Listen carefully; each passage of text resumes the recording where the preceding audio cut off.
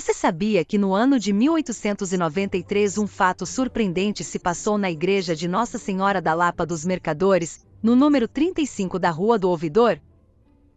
Hoje o Rio History Tour vai lhe contar esta história extraordinária que se passou bem aqui, no centro da cidade do Rio de Janeiro. Assista este vídeo até o final e se surpreenda. O ano era 1893. Há apenas 4 anos o Brasil tinha deixado de ser a última monarquia das Américas e se tornado uma república. E fazia somente 5 anos que a escravidão tinha deixado de existir, ao menos formalmente, sendo abolida dentro do sistema de leis do nosso país.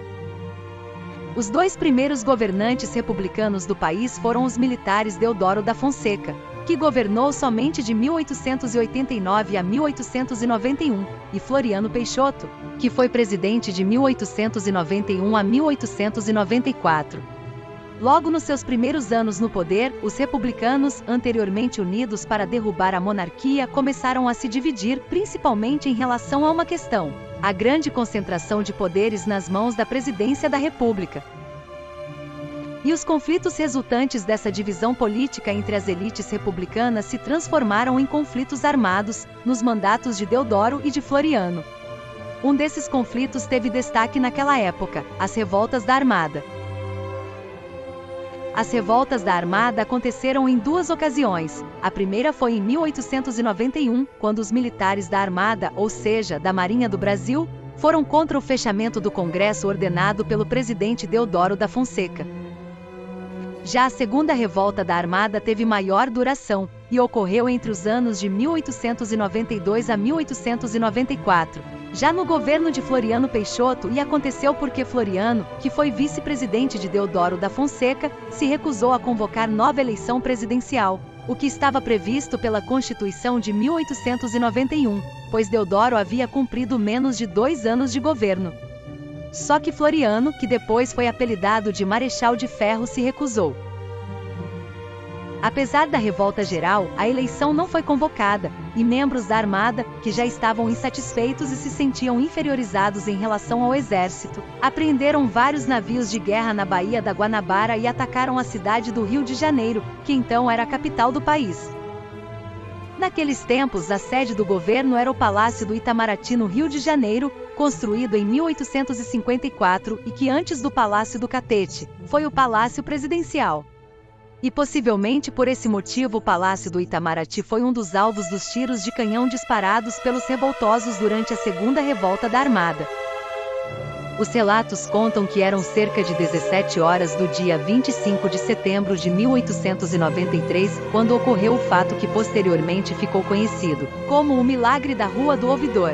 Naqueles dias de revolta, os tripulantes que haviam tomado o encouraçado Aquidauã, navio da Marinha posicionado na Baía da Guanabara, dispararam possivelmente na direção do Palácio do Itamaraty. Há opiniões de que teria sido um tiro de advertência contra os fortes do exército, fiéis a Floriano Peixoto. Só que um pesado projétil disparado pelo Aquidauã, ao invés de chegar até o palácio, acabou atingindo a torre dos sinos da igreja de Nossa Senhora da Lapa dos Mercadores, que fica no entorno da Praça 15, mais exatamente no número 35 da Rua do Ouvidor, bem na esquina da Travessa do Comércio. Com o impacto do projétil de guerra, uma imagem de Nossa Senhora da Fé, que mede cerca de 2 metros, caiu do topo da igreja, de uma impressionante altura de 25 metros. Mas como num verdadeiro milagre, apenas 2 dedinhos da imagem da santa se quebraram. E também como no milagre, ninguém saiu ferido no surpreendente acontecimento. Sobre esta surpreendente história real, ocorrida há mais de 130 anos, alguns poderão dizer, e os cariocas já dizem de forma bem-humorada, que foi a primeira bala perdida do Rio de Janeiro. Só que graças a Deus, neste caso não houve vítimas desta gigantesca bala perdida. Sobre o encouraçado Aquidauã, ele teve um final trágico semelhante a uma maldição. Em 21 de janeiro de 1906 aquele navio afundou na Baía da Ilha Grande, em Angra dos Reis, quando por volta das 10h45 da noite ocorreu uma violenta explosão no seu paiol de munição.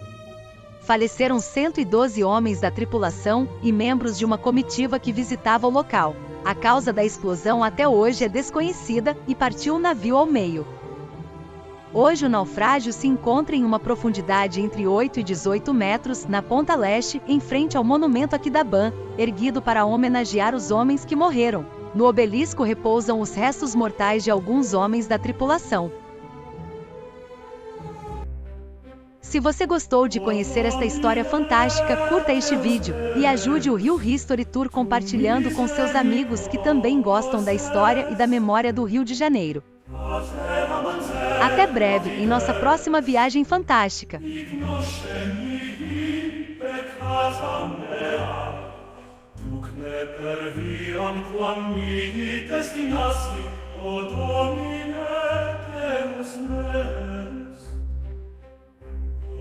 Facet lovis in forma me, duc me, robora propositum et intentionem me.